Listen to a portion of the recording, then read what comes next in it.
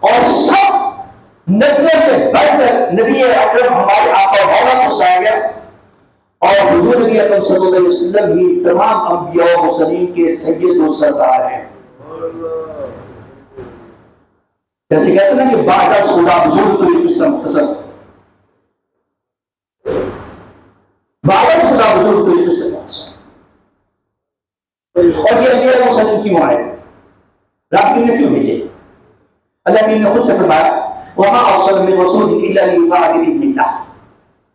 ہم نے کوئی نبی رسول ایسا نہیں بھیجا کہ جس کی اطاعت کرنا اس کے پیروکاروں کے لیے لازم قرار نہ دیا گیا، بلکہ اس وقت کے جو لوگ تھے، اس کے زمانے کے جو لوگ تھے، وہ سب کے لیے لازم تھا کہ نبی و رسول علیہ السلام کی اطاعت کریں، ان کی پیروی کریں، ان کے نقش قدم پر چلیں، ان کی بات مانیں۔ اور یاد رکھیے پہلے انبیاء و مرسلین کے ادوار تھے، اپنے اپنے ان کے زمانے تھے، اور جب نبی اکرم صلی اللہ علیہ وسلم نے اعلان نبوت فرما دیا، اس وقت سے لے کر قیامت تک اب سارا زمانہ ہمارے آقا و مولا کا زمانہ ہے۔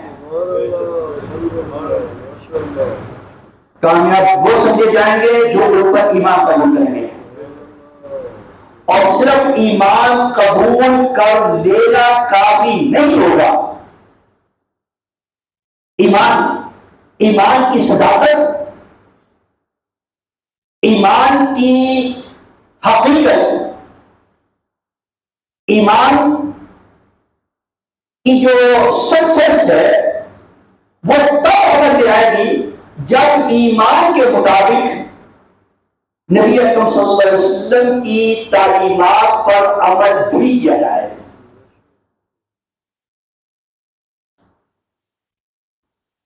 کہتے ہیں کہ محمد سے وفاتوں نے تو ہم تیرے ہیں۔ علامہ صاحب نے اپنے الفاظ میں رابطین کا پیغام بھیجا اور بتایا کہ محمد سے وفاتوں نے تو ہم تیرے ہیں، یہ کہاں چیز ہے؟ کیا لوح و قلم تیرے ہیں کہ حضرت محمد صلی اللہ علیہ وسلم کی تعلیمات پر عمل کرنا ہے، عمل کرنا ہے۔ زبان سے کہہ دیں گے لا الہ کو کیا حاصل، دل و نگاہ جو مسلمان نہیں تو کچھ بھی نہیں۔ تو ہر نبی اور رسول کے بھیجے جانے کی غرض و غایت میں یہ بات بڑی نمایاں تھی اور ہے کہ انبیاء و مرسلین جو رابطین کا پیغام لے کر آئے گے، سب سے پہلے تو وہ خود اس کو تسلیم کریں گے، اور پھر ان کے امتیوں کے لیے ان کی پیروی لازم ہو جائے گی، اور کوئی امت ہی اگر مانو ورزی کرے گا تو وہ اس دائرے میں اپنے ہی نبی علیہ السلام کی بات کا عمل رب کی معاف فرمائے انکار کرنے والا بن جائے گا۔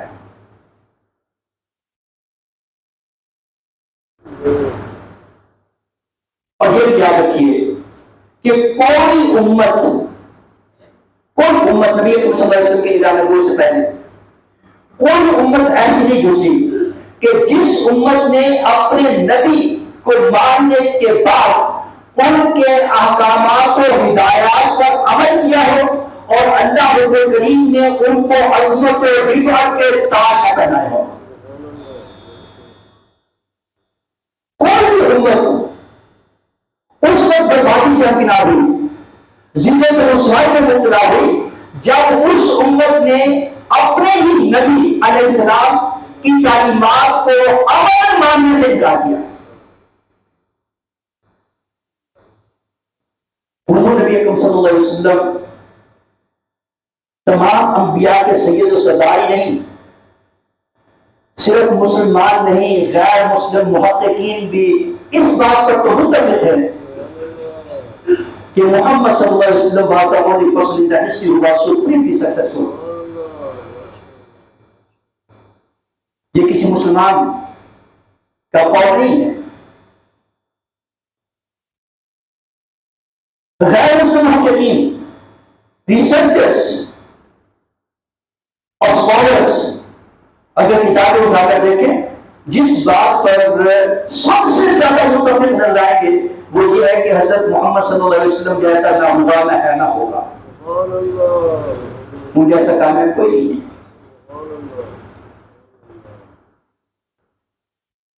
اور یہ بھی بات اپنی جگہ پر مسلم ہے، جیسا علامہ صاحب نے فرمایا کہ وہ مؤسس سے مسلمان زمانے میں مسلمان ہو کر جب تک مسلمان نبی اکرم صلی اللہ علیہ وسلم کی نبوت اور رسالت کو مان کر آپ کے احکامات و ہدایات پر عمل کر رہا ہے تو زمانے کی عظمتوں نے ان کے قدم توڑے۔ اس وقت اس کے پاس بھٹے ٹیکی ہوئی تھی مسلمانوں کے سامنے، اور جب مسلمان بحث کی تلقی ہوئی نبی اکرم صلی اللہ علیہ وسلم کی تعلیمات سے عمل دور ہو گئے تو پھر نتیجہ یہ ہے کہ یہود و نصارا کے نمائندوں کو بلا کر ان کی چرچے بھی کرتے ہیں اور اپنی حکومت کے پروانی غیروں سے حاصل کرنے کی کوشش کرتے ہیں، اور یہ سب کچھ ہمارے سامنے ہو رہا ہے۔ ہم اس کے جوابوں میں شامل ہیں۔ تاریخ نے ہمیں وہ زمانے میں وہ دور دکھا ہے کہ جس میں ہم یہ دیکھ رہے ہیں کہ مسلمان حکمران اپنے حق کی حکمرانی کی صنعت جو ہے اس کو جاری کر رہے ہیں،